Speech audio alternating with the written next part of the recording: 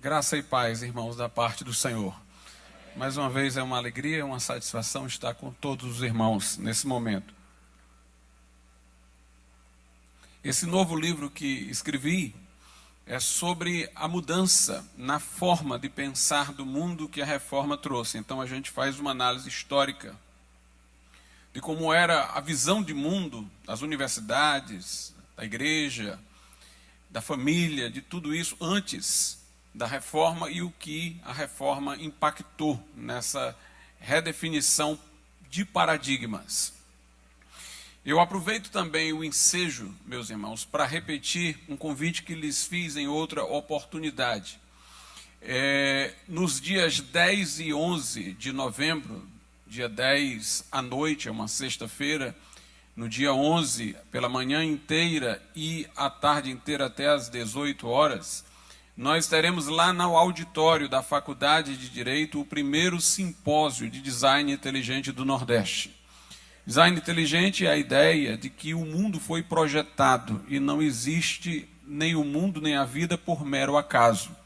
Ou seja, durante essas palestras nós estaremos contestando visões como as do Big Bang, do evolucionismo, e virão palestrantes de várias partes do Brasil, inclusive o presidente da Sociedade Brasileira de Design Inteligente, professor Marcos Eberle, e o doutor Jonathan Wells, que é um norte-americano de um instituto que promove pesquisas dentro dessa linha do design inteligente. Ele tem escrito muitos livros nos Estados Unidos que têm tido grande repercussão e será também um dos palestrantes. Serão 9 palestrantes.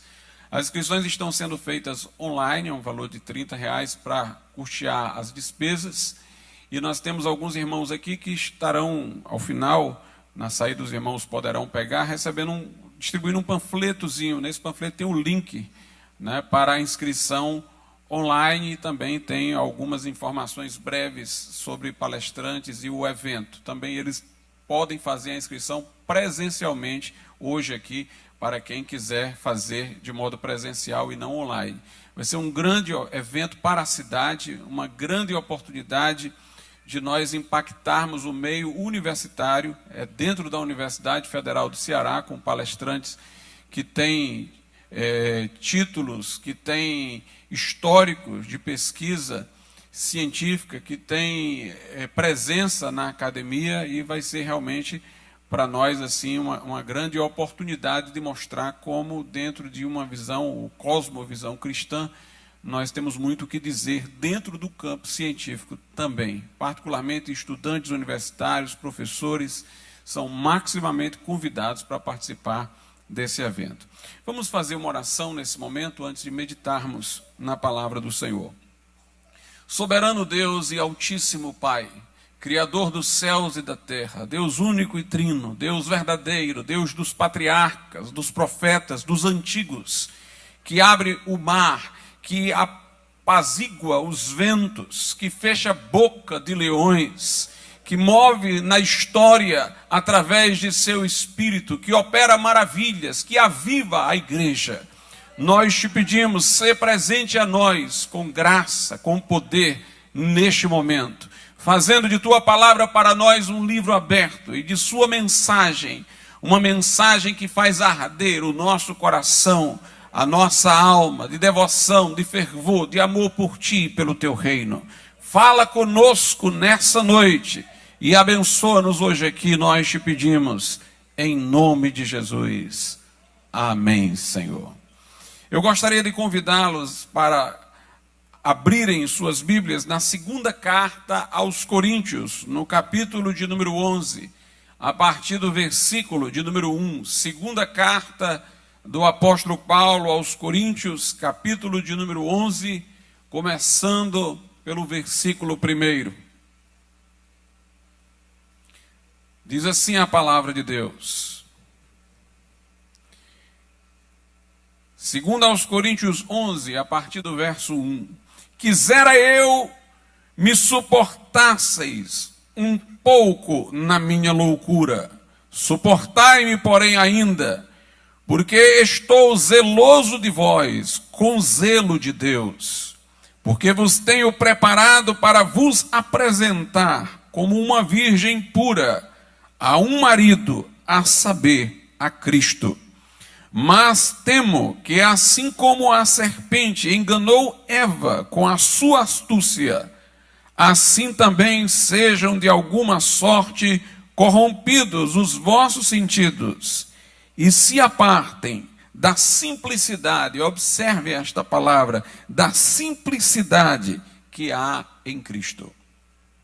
Quando nós lemos o Novo Testamento, nós percebemos, meus amados irmãos, como Jesus Cristo constituiu o seu povo, a sua igreja.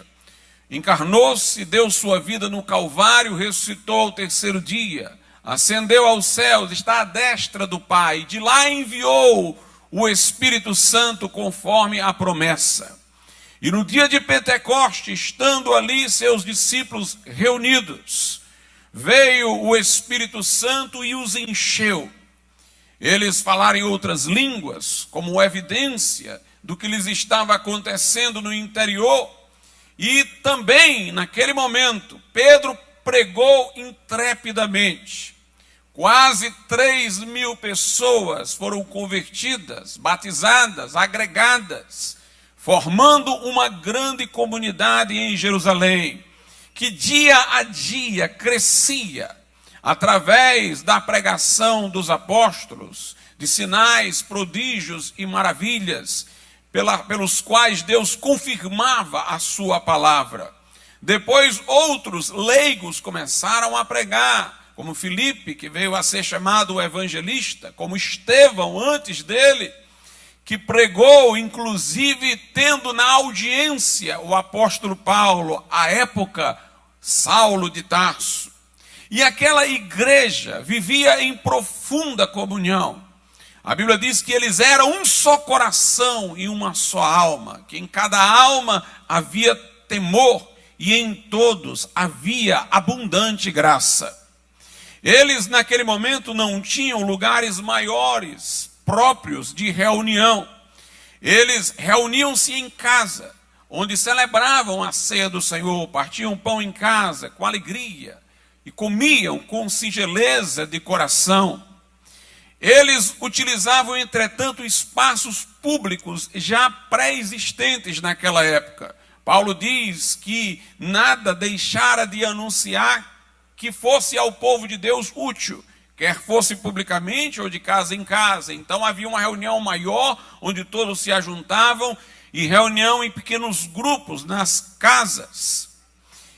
E a Bíblia diz que eles usavam espaços, como disse, já existentes. Usavam o pátio do templo, como diz a Bíblia, todos os dias perseveravam no templo de casa em casa. Não era o templo que eles haviam construído, era dos judeus, mas usando o espaço que havia no templo. O apóstolo Paulo pregava nas sinagogas, no Areópago, na escola de Tirano. Encontravam anfiteatros, lugares públicos que existiam naquele tempo e que eram de livre acesso.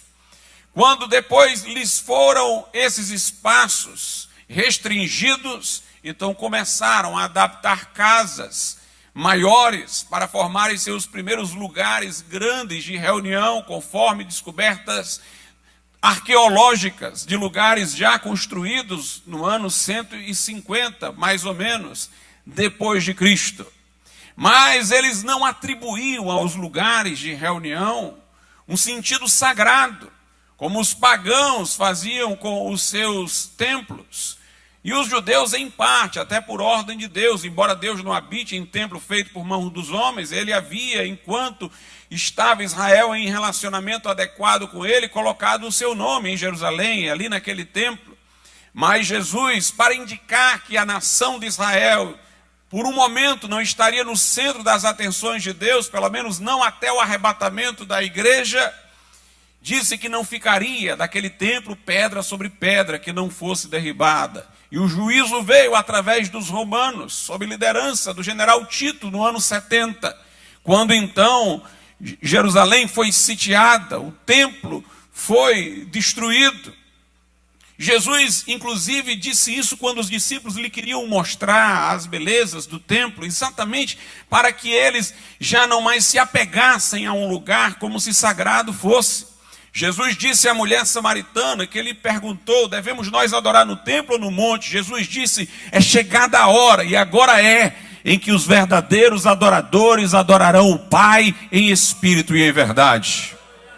E os primitivos cristãos, como eu disse, eles tinham seus locais maiores de reunião, quando lhes fora restringido acesso aos anfiteatros, aos lugares públicos, mas eles não atribuíam ao lugar qualquer sentido sagrado, achando que ali era a casa de Deus, se benzendo quando passavam em frente. Nada disso. Se reuniam nas casas e em lugares públicos para cultuar, para proclamar a palavra de Deus. Reinava ali uma visão simples da fé cristã.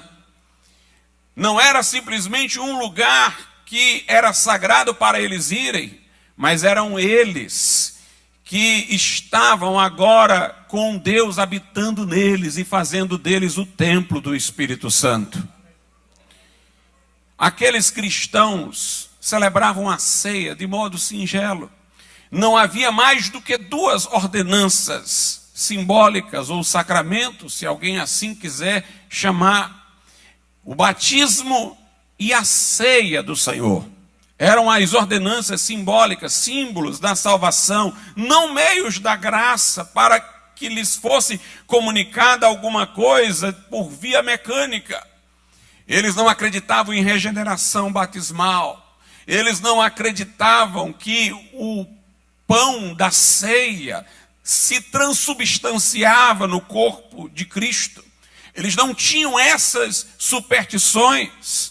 Viam o batismo como um símbolo de salvação, um símbolo exterior de uma realidade interior, uma forma de alguém professar publicamente sua fé e de mostrar-se inserido por ato voluntário num pacto com Deus. A ceia era um memorial, como Jesus o disse: fazei isto em memória de mim.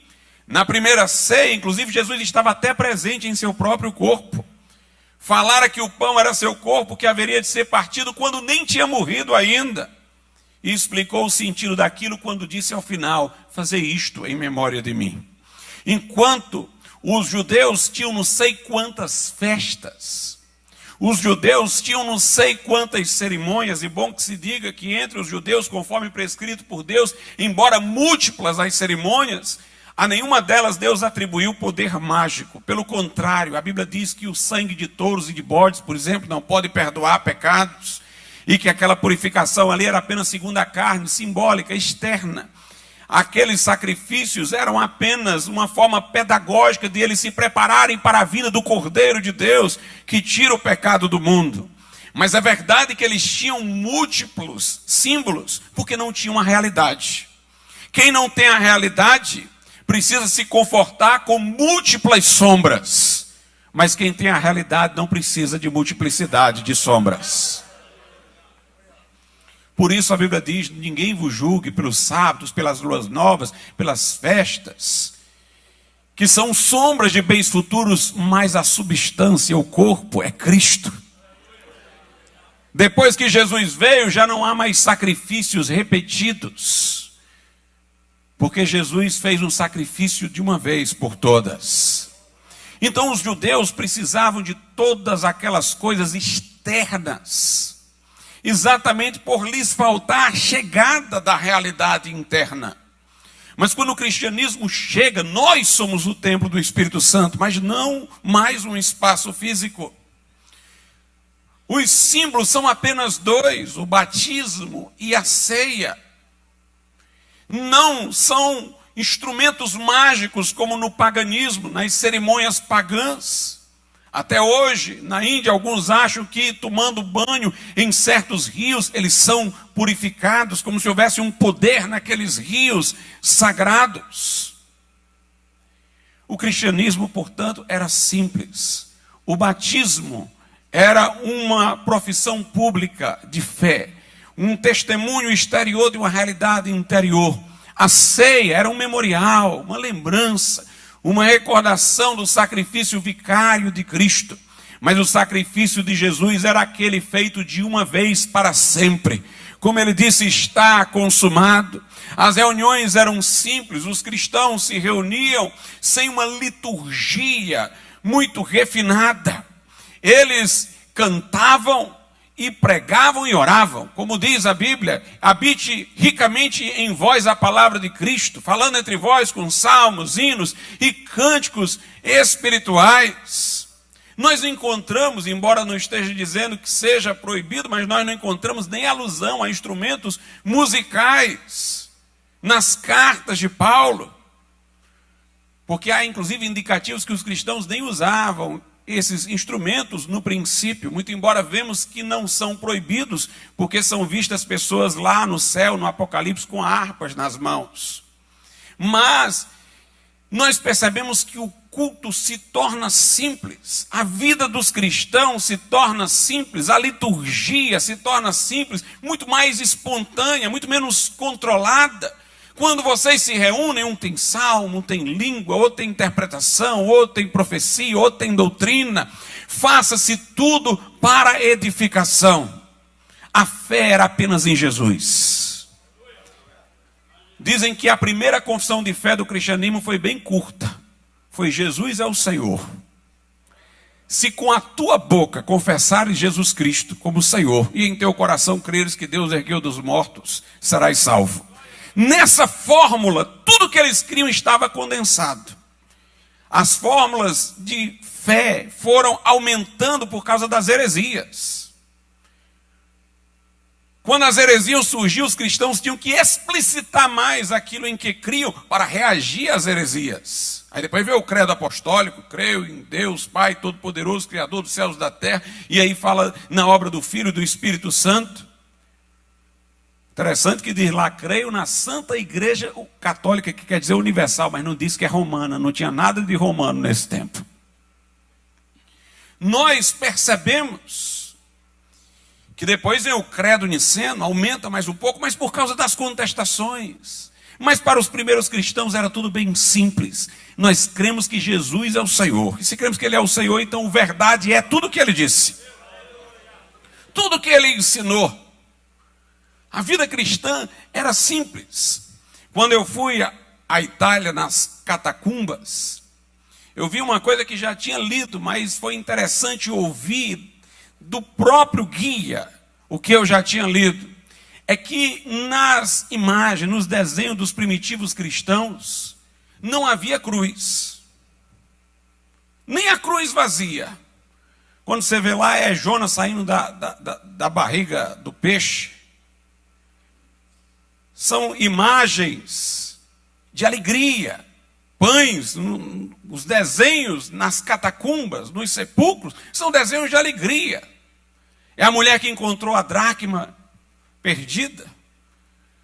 Uma vez eu li uma obra de um historiador que ele diz o seguinte: os primitivos cristãos não usavam cruz na imagem das lápides. Eles não colocavam nada disso porque eles viam a morte com tanta alegria, com tanta esperança de ressurreição, que era o Jonas saindo da barriga, porque era uma visão da ressurreição, porque Jesus disse que assim como Jonas esteve no ventre do peixe, ele também estaria no seio da terra e depois ressurgiria. Era a dracma perdida, eram símbolos de vida, porque os cristãos morriam cantando nas arenas de Roma, sendo dilacerados e louvando a Deus. A cruz começa a aparecer como um símbolo cristão quando o cristianismo já começa a ficar mais sombrio. As pessoas começam a se confortar na morte, dizendo assim: ah, eu estou sofrendo, mas Jesus também sofreu. Ah, eu estou morrendo, mas Jesus também morreu. Então lembra da cruz como uma forma de se confortar, dizendo: Jesus também sofreu.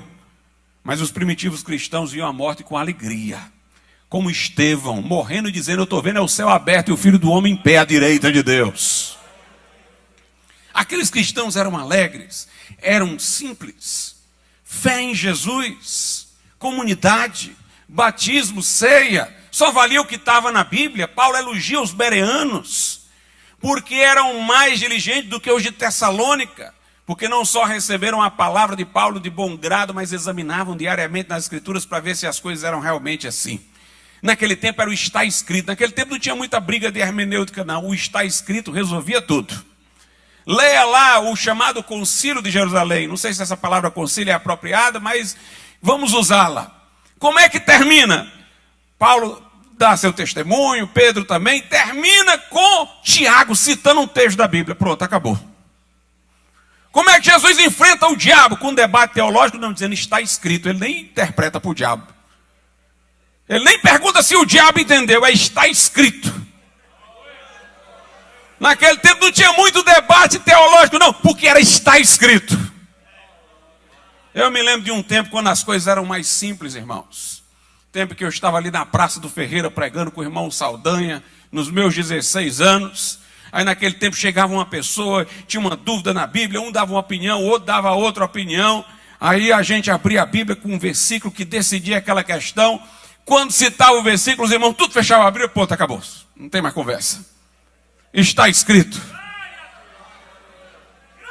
Hoje as pessoas querem se descuidar da Bíblia, querem filtrar a Bíblia. Não, peraí, a Bíblia diz isso, mas tem que ver isso aqui, tem que ver aquilo ali e tal, para poder não ser impactada, não ser ofendida pela mensagem da palavra diretamente. Mas naquele tempo era está escrito. Está escrito. E acabou-se. Mas as coisas começaram a mudar. Primeiramente, em razão da perseguição e das heresias, começou a surgir uma espécie de hierarquia episcopal. Quando Constantino, no século IV, se disse convertido ao cristianismo, que não de fato havia se convertido, ele ia ao culto cristão e ao culto do Deus Sol, como se um Deus e outro fossem o mesmo. Ele só foi batizado na hora da morte, e quem o batizou ainda foi um ariano, que nem na divindade de Jesus cria. Constantino nunca foi um verdadeiro cristão, mas ele viu no cristianismo algo que poderia dar uniformidade ao seu império. Enquanto que o paganismo era local, cada local tinha sua versão dos deuses pagãos própria. O cristianismo crescia por todos os lados e era uniforme. Então Constantino viu no cristianismo uma forma de trazer uma unidade cultural religiosa para o seu império. No início ele se dizia o bispo dos bispos. Sua autoridade era tão forte que o bispo de Roma, depois de Constantino, lá já na Idade Média, para se colocar como chefe da igreja, forjou um documento chamado a Doação de Constantino. Foi preciso um humanista chamado Lourenço de Vala pesquisar esse documento para mostrar que era falso, que Constantino nunca fez. Esse documento seria um documento onde Constantino passava todas as suas prerrogativas para o Papa. De modo que o Papa, além de ser o chefe da igreja, deveria ser o chefe político do mundo de então. Constantino convocou o concílio de Nicéia, que decidiu contra o que ele esperava, porque ele tinha tendências arianas. Mas ele julgava-se o superior. Quando o Império Romano cai, o bispo de Roma reivindica a posição de líder da igreja. A igreja passou a ser católica romana na época de Constantino. Romana porque era sediada em Roma, porque era ligada ao império, foi tida como a religião do império na época de Teodósio. E o bispo de Roma disse, então quem manda agora sou eu. O bispo mais importante sou eu, porque eu estou na capital do império. Quando Constantino muda-se para Constantinopla, num processo lento, o bispo de Constantinopla começa também a dizer que ele tem hegemonia. E se dizer patriarca. Aí depois vem a briga do Papa com o patriarca, que divide a igreja em católica romana e católica ortodoxa. Note, eram homens reivindicando o primado por causa das cidades onde estavam em relação ao império. Aí inventava a história de que Pedro tinha sido papa, que era a pedra, que Jesus nada disse sobre isso. Jesus disse que Pedro era Pedro, termo masculino, Petros, no grego, um fragmento. Mas ele diz: sobre esta pedra, do grego Petra, uma grande rocha, eu edificarei a minha igreja. O que é que Jesus tinha conversado antes com Pedro e os discípulos? Ele disse: olha, no mundo aí as pessoas que não são meus discípulos estão dizendo várias coisas de mim. Uns dizem que eu sou Elias, uns dizem que eu sou o profeta. Vocês dizem o quê? Qual é a diferença entre vocês e eles? O que é que faz a igreja não ser o mundo? O que é que vocês têm de diferente? Quem eu sou para vocês? Pedro disse: tu és o Cristo, o Filho do Deus vivo. A partir daí, Jesus não falou nada sobre Pedro. Começou a falar sobre o que Pedro disse. Pedro, bem-aventurado és tu, tu é feliz, porque chegou a essa conclusão. Quem te revelou isso não foi carne e sangue, não foi me vendo aqui que tu conheceu isso, não. Foi meu Pai que está no céu. Pois eu te digo que tu é um fragmento, mas sobre essa rocha que tu confessou aí, Jesus, o Filho de Deus, eu edificarei a minha igreja. Aleluia! Jesus é a pedra, e Pedro diz em Atos 4:11, ele é a pedra que foi rejeitada por vós, os edificadores, mas que Deus colocou como principal pedra da esquina. E em nenhum outro há salvação, porque debaixo do céu nenhum outro nome há dado entre os homens, pelo qual devamos ser salvos. Na primeira carta aos Coríntios, capítulo 3, Paulo diz: ninguém pode pôr outro fundamento além do que está posto, o qual é Jesus Cristo. Jesus é a rocha que sustenta a igreja. Uma vez uma pessoa me disse: olha, eu não acredito como você, porque Jesus disse que sobre essa pedra ele edificaria a igreja. Como é que ele é o edificador e ele é a pedra? Eu disse: leia João capítulo 10. Jesus diz que é o bom pastor e que é a porta por onde as ovelhas entram. Veja o que a Bíblia diz sobre o sacrifício. Jesus é o sacrifício e é o sumo sacerdote que oferece. Jesus é o alfa e o ômega, é o primeiro e o último, é o princípio e o fim, é o que esteve morto, mas eis que vive pelo século dos séculos.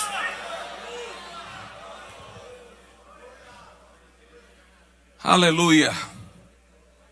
Houve toda essa confusão, surgiu uma estrutura complexa, bispo, cardeal, papa, centralidade em Roma, Vaticano,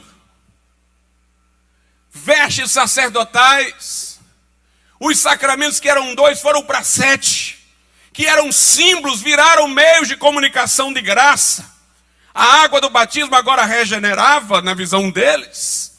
O pão da ceia se transubstanciava no corpo de Cristo, o povo perdeu o acesso ao cálice, a liturgia ficou complexa, as imagens rechearam os templos, a idolatria, a feitiçaria, a superstição. Agora se obtinha perdão não aos pés de Jesus, mas aos pés de um padre no confessionário. Um sistema altamente complexo. Tudo o que se dizia de Jesus se dizia de Maria. Jesus é Senhor, Maria é Senhora. Jesus é o Rei, Maria Rainha do céu. Jesus subiu ao céu na ascensão, Maria subiu na assunção. Jesus é mediador, Maria é comediadora. Jesus é Senhor, Maria é Senhora. Jesus é redentor, Maria é corredentora. Jesus nasceu sem pecado, Maria nasceu sem pecado. O sangue de Jesus lava de pecado, as lágrimas de Maria também lavam. Para orar a ela na hora da morte, amém, e pedir o perdão e pedir as graças. Como se Jesus estivesse indisposto conosco, e é preciso que sua mãe o adule para que ele nos seja favorável. Quando ele veio, se encarnou, morreu. Quando ele disse: ninguém tem maior amor do que este, que dá a vida pelos seus amigos. Ele não disse: ide aquele, ide acolá, para depois vir a mim. Ele dizia: vinde a mim, os cansados e sobrecarregados, e eu vos aliviarei. Aleluia. Quem vem a mim de maneira nenhuma eu lançarei fora. E Maria, que era uma mulher de Deus, disse: fazei tudo quanto ele vos disser. Fazei tudo quanto ele vos disser. Inseriram até Maria na Trindade, a filha de Deus Pai, mãe de Deus Filho, esposa de Deus Espírito Santo. multiplicar o número de santos que intermediam. Uma complexidade, Deus parecia tão distante. Entre o homem e Deus, tinha o sacerdote que perdoava pecados. Entre o homem e a salvação, tinha os sacramentos mágicos, administrados por sacerdotes. Entre o homem e Deus tinha os santos, entre o homem e Deus tinha Maria, entre o homem e o céu tinha um purgatório. Uma rede de complexidade. A reforma apareceu para simplificar, para voltar ao evangelho simples. O grito dos reformadores foi esse: tem coisa demais aí. Tem coisa demais. Entulharam a palavra de Deus debaixo de invenções humanas, de superstições, de tradições. A tradição que se julgava complementar a Bíblia trazia coisas que nem religiosas eram, vinham até de Aristóteles. Até a de Aristóteles aparecia como tradição ao lado da Bíblia. Por isso que Lutero repudiou Aristóteles, não por causa de quem ele era como filósofo, mas porque do que fizeram dele como teólogo, que nem teólogo foi, era um homem da Grécia Antiga, pré-cristã, pagã. Mas aí veio o grito: tem coisa demais. Nós temos que voltar à simplicidade. Por isso que os princípios da reforma são os 5 sós. Porque tinha coisa demais. Aqui o texto que nós lemos, Paulo diz: olha, eu estou zeloso de vós, desejando apresentar vocês a Cristo como uma virgem pura. Mas eu tenho medo, eu tenho receio de que, como a serpente enganou Eva, engane também a vocês, de maneira que vocês se afastem da simplicidade que há em Cristo. Paulo já via este perigo de as pessoas se afastarem da simplicidade do Evangelho, da simplicidade que há em Cristo, de criarem um sistema complexo que cada vez distanciaria mais o homem de Deus. O apóstolo Paulo já tinha essa antevisão. E Lutero voltou a Paulo, e os reformadores voltaram a Paulo, os 5 solas. Só a graça. A salvação é só pela graça. Não tem mérito humano. Não tem dinheiro de indulgência que compre. Simão quis oferecer dinheiro a Pedro pelo dom de Deus. E Pedro disse: teu coração não é reto. Seja o teu dinheiro contigo aí para maldição. E Pedro tanto não perdoava pecados, que ele pegou e disse: e ora a Deus para ver se ele te perdoa. O negócio teu é com Deus. Quem perdoa é Deus. Só conheço um na Bíblia que procurou um sacerdote para se confessar. Foi Judas Iscariotes. E o sacerdote ele não teve coragem de perdoá-lo. Disse: seja isso lá contigo. Meus amados irmãos, só a graça. Salvação é só pela graça. É graça gratuita. Tem que dizer, a Bíblia tem que usar essas palavras. Fomos justificados gratuitamente pela sua graça. Porque parece que a Bíblia já previa o que viria a acontecer. A igreja romana até hoje diz: não, a salvação é pela graça, mas também é pelas obras. Como se os dois conceitos não fossem antagônicos. Como quem diz: meu homem não faz obras suficientes, o que faltar a graça ajuda. Mas Paulo diz aos romanos: se é pela graça, já não é pelas obras. De outro modo, a graça já não é graça. E se é pelas obras, não é pela graça. De outra forma, a obra não é mais obra. A Bíblia diz: justificados gratuitamente por graça. É graça gratuita. Só graça. Só pela graça. O segundo só é só a Bíblia. Só a Escritura. Não aceitamos uma tradição oral complementar à Bíblia. Porque nós vemos na Bíblia Deus aparecendo para pessoas e mandando escrever. Se Deus não visse o perigo de uma informação oral ser desvirtuada com o passar do tempo, Ele não tinha aparecido a João e dito: escreve. Escreve.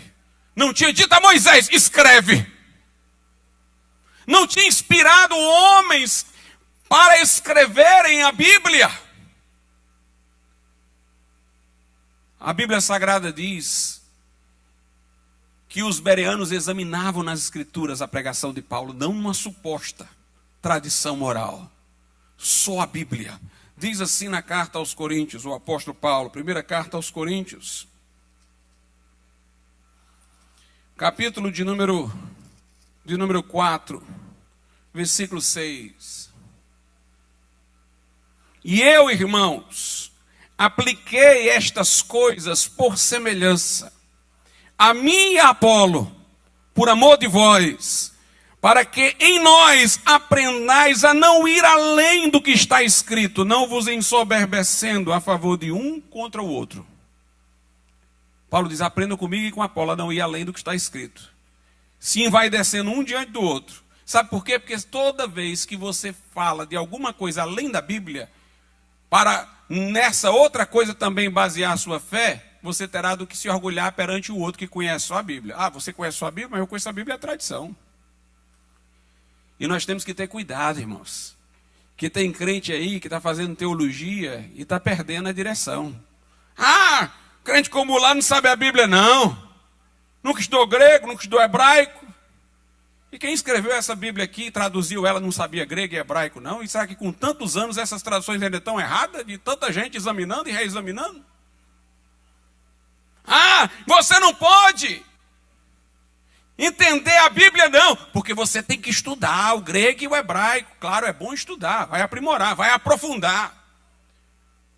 Mas dizer que sem isso você não compreende é desdenhar de todo o trabalho de João Ferreira de Almeida e de todo mundo que veio depois dele. Agostinho nunca aprendeu grego. Latim ele gostava, ele dizia, grego não me entra. E quem pode dizer que ele não foi um grande teólogo? E Lutero ainda é mais interessante. Lutero chegou para Melâncto e disse, olha Melâncto, me ensine hebraico que eu lhe ensino o evangelho. Já pensou?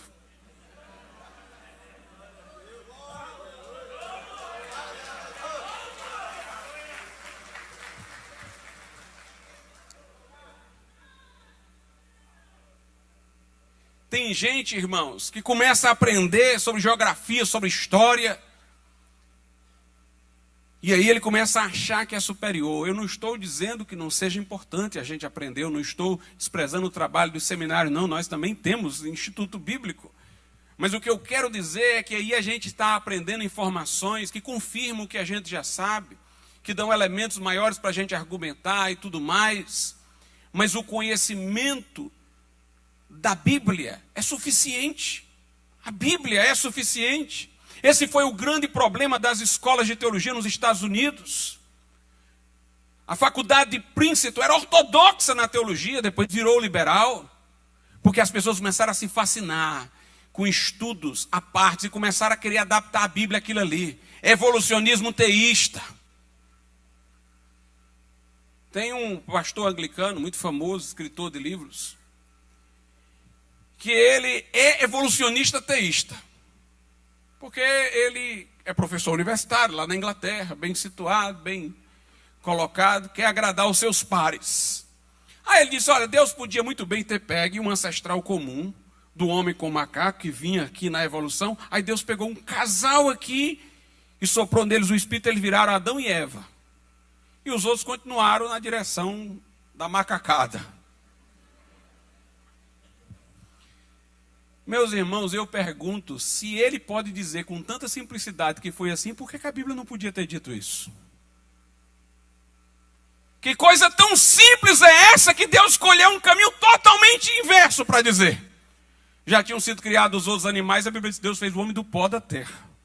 Criou o homem à sua imagem e semelhança, soprou dele o espírito de vida, tornou-se ele alma vivente. E o interessante é que ele pensa que com isso vai agradar os evolucionistas. Os evolucionistas vão se agradar disso, não. Os evolucionistas dizem assim, nós preferimos o criacionismo do que o evolucionismo teísta, porque aí é mais mirabolante ainda. Nós temos que confiar na palavra de Deus. Parar de adaptar a Bíblia. Tem gente aí que vai fazer um curso de sociologia, aí volta para ler a Bíblia para ser teólogo da libertação. Com uma visão marxista, com uma visão não sei o que mais lá. Lutero disse, a Bíblia é intérprete de si mesma. Quer saber o que é que a Bíblia diz? Olha o que a Bíblia diz. Porque a Bíblia tematiza a si mesma. ela fala sobre o que ela mesma diz. Nós temos que ficar com a Bíblia como nossa regra de fé e prática. Se alguém me mostrar uma interpretação que fez da Bíblia, que ele nunca faria, nem eu conseguiria fazer, se não tivesse lido os livros de história, de não sei o que ele deu, eu já descarto. Eu já descarto, não aceito. Porque a Bíblia foi escrita, irmãos, para ser suficiente. Há formas camufladas de se não reconhecer a suficiência da Bíblia que levam à soberba. Você não sabe que você só sabe a Bíblia. Eu sei isso, eu sei aquilo, eu sei aquilo outro. A Bíblia nos nivela, faz todos os cristãos iguais. Está escrito.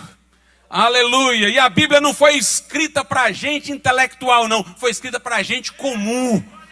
Lê um livro de Buda e que você não vai entender nada, até ler um dicionário sobre a linguagem dele. Agora leia Jesus falando. É como um semeador, aleluia. É como um bom pastor. É como uma mulher, uma doméstica que perdeu a moeda e saiu atrás dela. Os exemplos de Jesus são do homem comum. Ele não falou para os universitários. Ele não falou para os acadêmicos. Ele falou para o homem mais simples entender a sua palavra.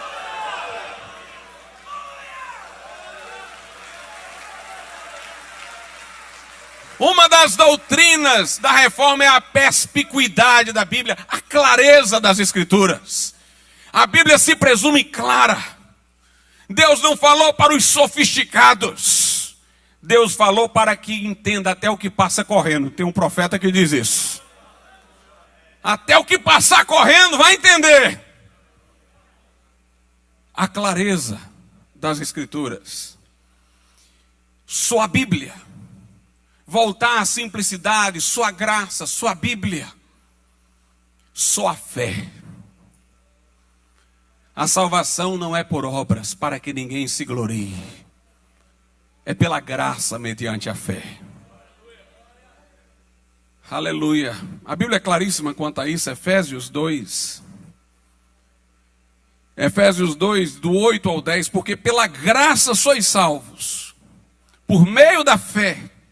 E isto não vem de vós, é dom de Deus. Verso 9, não vem das obras, para que ninguém se glorie. O 10 é importante também, porque somos feitura sua, criados em Cristo Jesus para as boas obras, as quais Deus preparou para que andássemos nelas.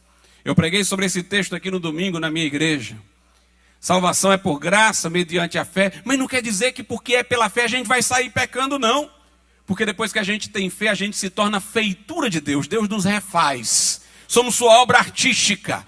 Renascidos, criados novamente em Cristo Jesus, agora para praticar boas obras. Mas a questão é que o crente não é salvo pelas obras. Ele é salvo para ser um homem de obras. Ele é salvo pela graça mediante a fé. Uma pessoa postou recentemente no Facebook e eu o contestei. Ele disse assim, olha... Se a salvação é só pela fé, então o diabo está salvo. Porque Tiago diz que os demônios creem em Deus, que Deus existe, e estremecem. Eu fui curto, porque se eu quisesse me alugar, eu ia para Santo Anselmo. Foi pai da escolástica e reconhecido como santo pela Igreja Católica. Santo Anselmo dizia, existe duas fés, o crer que e o crer em. O diabo crê que Deus existe, mas o diabo não crê em Deus. Porque em no grego tem uma força muito grande. Nossa preposição também tem, mas no grego é evidente. Em quer dizer ir para dentro. Crer em Deus quer dizer crer para dentro de Deus. O diabo não vai para dentro de Deus, ele não vai à procura de Deus. Ele crê que Deus existe, Deus lá e ele cá. Mas o crente crê indo. O crer da Bíblia implica eu ir a Deus. Sem fé é impossível agradar a Deus, porque é necessário que aquele que de Deus se aproxima, creia que Ele existe e que é galardoador daqueles que o buscam. A fé é um movimento do coração. Se com a tua boca confessares a Jesus Cristo e em teu coração creres que Deus ergueu dos mortos, serás salvo. A fé grita por Deus, todo aquele que invocar o nome do Senhor será salvo. A fé salvadora não é a fé acreditar, é a fé confiar. É a fé confiar. É como alguém que está numa tempestade e encontra um lugar de abrigo onde se proteger. Essa é a fé. Crer em Jesus como Salvador é se abrigar nele como Salvador. Como ele próprio disse, eu quis ajuntar vocês debaixo das asas, como a galinha junta os pintinhos. Lá no Salmo de número 62, a Bíblia diz nos versículos 1 e 2, note, a minha alma espera somente em Deus. Tem uma tradução que diz descansa, tanto faz, descanso ou espera. Todas as duas palavras indicam fé e não obra. Não é algo que você faz, é algo que você espera. É algo que você descansa. Você descansa em Deus, espera em Deus. Fé não é obra, fé é descanso, fé é esperar nele. Mas diz, a minha alma espera somente em Deus, dele vem a minha salvação. Só ele é a minha rocha, a minha salvação. Já viu o diabo dizendo isso? E a minha defesa, não serei grandemente abalado. No versículo 5 diz, ó, minha alma espera somente em Deus, porque dele vem a esperança. Só ele é a minha rocha, a minha salvação, a minha defesa, não serei abalado. Se o diabo tem fé salvífica, ele estaria então dizendo isso. Só Deus é a minha salvação, a minha rocha. Que eu saiba, o diabo não diz isso não. A fé verdadeira é se abrigar. Versículo 8, confiai nele, ó povo. Em todos os tempos derramai perante ele o vosso coração. Deus é o nosso refúgio. A fé é se esconder no esconderijo do Altíssimo e descansar à sombra do Onipotente. Mas quando você vai para debaixo de Deus, ele não lhe deixa como estava, não. Ele lhe transforma. Ele lhe refaz. Por isso que o texto diz, agora nós somos feitura sua, criados em Cristo Jesus para as boas obras, as quais Deus de antemão preparou para que andássemos nelas. Nós não temos nada a oferecer a Deus. Nossas justiças são como trapos da imundície. Nosso coração pecaminoso, desesperadamente corrupto. Nós não temos obras, não temos nada a oferecer. Mas nós chegamos lá diante de Deus como um pecador. Entregamos uma vida estraçalhada para Ele fazer um novo homem, uma nova mulher. Entregamos a Ele um culpado para Ele fazer um perdoado. É o sangue de Jesus que nos purifica de todo pecado. E quando Jesus perdoa, não tem negócio de purgatório não. O malfeitor que morreu ao lado de Jesus, na última hora se arrependeu, disse ao outro, para de blasfemar. Estamos aqui porque merecemos, somos pecadores. Olhou para Jesus e apelou com fé. Lembra-te de mim quando estiveres no teu reino. Jesus disse, tu vai para o purgatório, depois a gente se encontra. Não, Jesus disse, eu te digo, hoje mesmo estarás comigo no paraíso. Não deu tempo descer para se batizar, não deu tempo fazer nenhuma obra, mas ele se abrigou em Jesus. Aleluia. Só a fé, só a fé, só a graça, só a Escritura, só a fé, só Jesus. A Bíblia diz, há muitos senhores no céu e na terra, mas para nós há um só Deus, o Pai. E um só Senhor, não tem senhora não. Um só Senhor, Jesus Cristo. Quem quiser procurar na Bíblia a Rainha dos Céus, vá lá para Jeremias 44, era uma divindade pagã, que o profeta estava protestando porque o povo estava cultuando a Rainha do Céu. Era uma divindade pagã, antecipadora da Diana, deusa dos Efésios. Lá no céu só tem o Rei dos Reis e Senhor dos Senhores. Lá no céu tem o Pai e o seu Filho assentado à sua direita. Não diz que tem uma outra à sua esquerda, não. Jesus é Rei dos Reis e Senhor dos Senhores. Pastor Maria está no céu? Está ajoelhada diante do Rei. Aleluia. João viu sentado no trono. Isaías o viu sentado no trono. Jesus é o único Senhor. Jesus é o único Salvador. Jesus é o único mediador. É o único sumo sacerdote. Ele é o pastor e a porta. Ele é o sacerdote e o sacrifício. Ele é da salvação, o alfa e o ômega, o primeiro e o último, o princípio e o fim. Por isso o verdadeiro crente, ele é cheio de devoção por Jesus. Porque Jesus foi aquele em quem ele se abrigou. É o seu castelo forte, é a sua cidade murada. O prazer do crente é falar de Jesus, é incomodar os ouvidos de quem não quer ouvir, mas ele vai falar de Jesus, porque Jesus é maravilhoso, é o amado da nossa alma, totalmente admirável, como diz lá em Cantares. Meus irmãos, todas as nossas fontes estão nele. Ele é aquele que tirou do nosso coração a sede. Ele é o pão que desceu do dos céus, do qual nós nos alimentamos para viver. Ele é a rocha que sustenta a igreja, e Ele é aquele que virá outra vez para nos levar, porque o mesmo Senhor descerá do céu. Não enviará Ele um secretário, mas o mesmo Senhor descerá do céu com voz de arcanjo, ao som da trombeta de Deus, e os que morreram em Cristo ressuscitarão primeiro. Nós, os que estivermos vivos, seremos transformados e arrebatados ao encontro do Senhor nos ares. E essa é a nossa promessa, essa é a nossa consolação. Estaremos para sempre com o Senhor.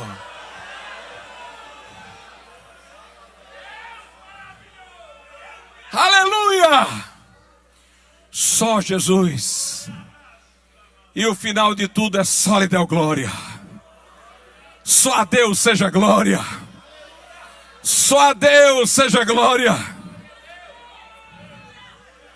Aleluia! Eu vejo muito crente aí de teologia mórbida, com mais reforma na cabeça do que no coração, que fica só dizendo palavra bonita, só lhe deu glória, só a Deus seja glória, só a Cristo, só a não sei o quê, falando latim. Mas, meus irmãos, um povo que entendia de só lhe deu glória era o povo pentecostal antigo.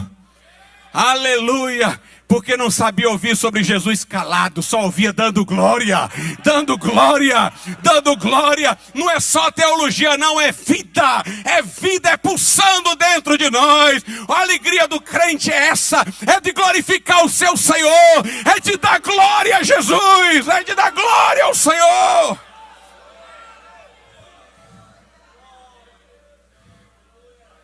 Aleluia! Quando nós lemos as epístolas de Paulo, nós vemos que Paulo, ele não se aguentava no caminho. A teologia de Paulo não era mórbida, não, era viva. Ele estava fazendo teologia, mas ele ia se alegrando com o que ele dizia, ele ia se alegrando, e ele quebrava o que dizia e rompia em glória. Paulo está falando sobre o plano de Deus para judeus e gentios, e está falando de como Deus nos enxertou, como foi que Deus fez, o que é que Deus vai fazer por Israel. Mas de repente ele para, ele não aguenta mais, ele diz: ó, a profundidade das riquezas e da sabedoria e do conhecimento de Deus, quem primeiro deu a ele e depois recebeu, porque dele, por ele, para ele são todas as coisas. Glória, pois, a ele eternamente. Amém. Na carta aos Coríntios, Paulo está falando da ressurreição, mostrando que ela acontece, contestando os que a negavam.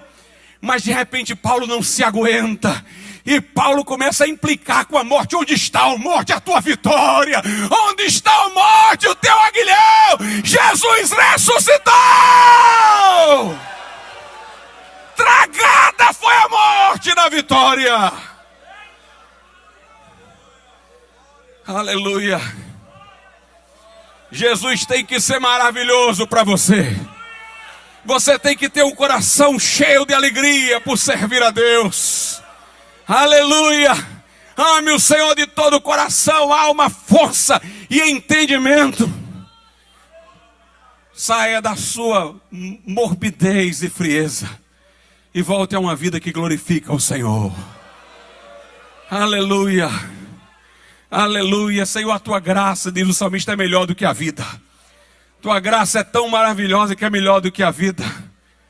Foi quando um diácono encontrou Charles Finney, recém-convertido, batizado no Espírito Santo em casa. Ele encontrou Charles Finney estava tão irradiado da presença de Deus que ele caiu.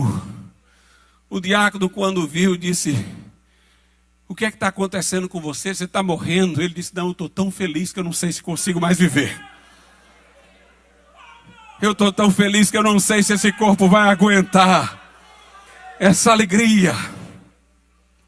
Aleluia.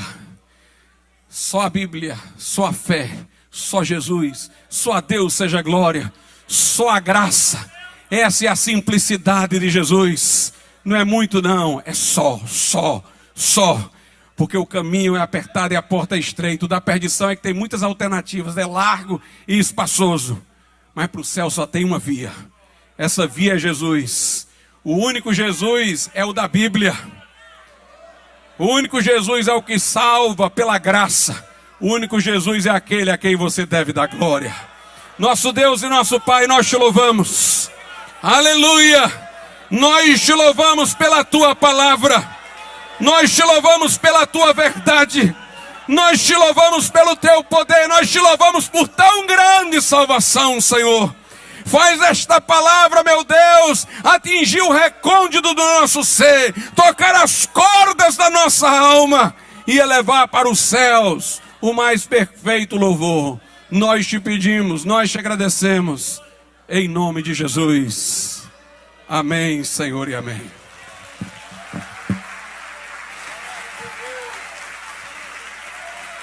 Aleluia, glória a Deus.